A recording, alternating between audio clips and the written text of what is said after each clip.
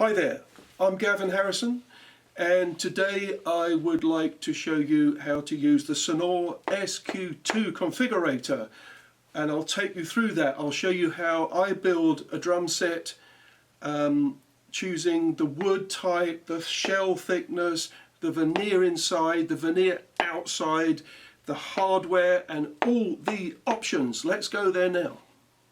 So when you find the website, the SQ² website, this is the first page you'll see, and it says start with this drum set. You can of course start from scratch, or you can even put in a previous ID serial number. We'll come to that later. I'm going to start with this set because it's almost the shape of drum set I normally play. Takes you to the configurator page. Now here's good fun. You get your mouse and you can pull the drum kit around in 3D. Fantastic. Bass material. Okay, I've had a lot of maple kits. I'm going to choose a birch kit. Shell type. This is the thickness of the drum.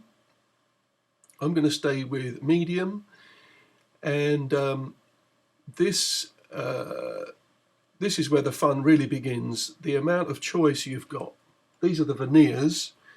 You can have them in semi-gloss or high gloss, or there's solid high gloss, there's fades, there's sparkles, there's covers, and there's RAL colors, which is amazing. There's hundreds of colors there.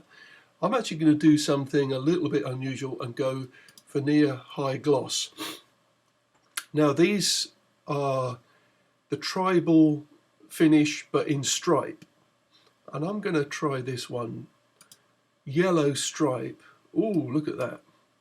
This is quite an unusual finish. Don't think I've seen one like that before. Anyway, and this is where the fun really begins. You can colour the inside if you so wish, have it black inside, or just plain wood finish, or you can do veneer semi-gloss, and then you've got access to all these veneers, and you can choose crazy veneers. And look at that. I'm going to actually choose this one, the ebony white stripes, because I think it matches the black drums quite nicely. So now let's get into the individual drums. Let's go to the bass drum. I want a 22 by 17. For this particular, just for the bass drum, I'm going to switch to a heavy shell. I don't know why, but I've always liked heavy shell bass drums. And let's put a clear head on the resonance side so we can keep our eye on that lovely interior. Oh, look at that. Now, so I'm going to adjust the drums as they are listed. 12 by 9, I want a 12 by 9. Snare drum, I don't want a snare drum because I've got the fabulous Protean snare drum. So, okay. The floor tom, the second floor tom, I would want that to be 18 by 15 depth. Okay. Bass drum we've done. I want a 10 by 8. The first floor tom, I want that to be 15 by 13. Yeah, now we're starting to cook, but we need an 8. Let's come down here, add tom-tom. The size 8 by 7. Now in the layout up here, you can go to layout, and then you can pull the drums around. I'm going to stick it over there in my usual position. Let's get the height right. Go back to 3D. Yes, now that looks like a drum set I could play. Oh, lovely. Okay. You can add hardware if you like. Something I need to do is on the bass drum, I want to have a mount. Here we are. A mount on the bass drum because I like to mount a splash cymbal off the bass drum.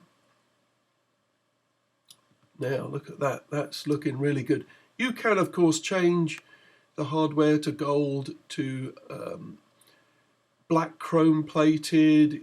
you can go crazy on this thing, and believe me, I have. I've spent many hours designing lots of kits just to see what they look like. And then you go up here, more details. You get a price. You can change the price by choosing your country. So let's go United Kingdom.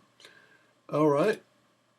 Then you can do get ID offer, and that gives you this unique number. This unique number. And you can download the whole thing as a PDF.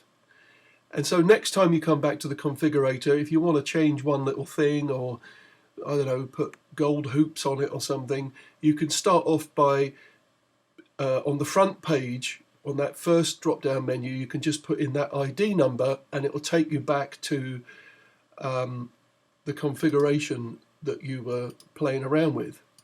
So there you go. Doesn't that look amazing? And probably you're wondering, yeah, but what would that look like in real life? And you'll be surprised how close to that the real thing looks. So there you go. Let's spend some time on the configurator. It is great fun. And just in case you're wondering, okay, I've done the 3D configurator, what does this look like in real life? There we go.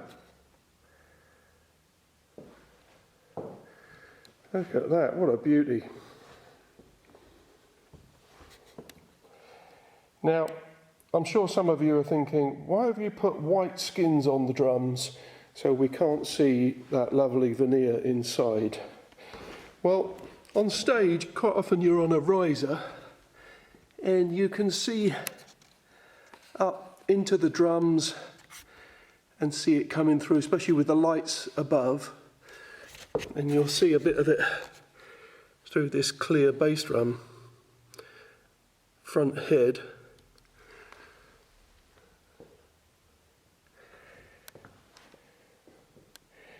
Yeah, it looks surprisingly similar to how it did on the configurator, actually.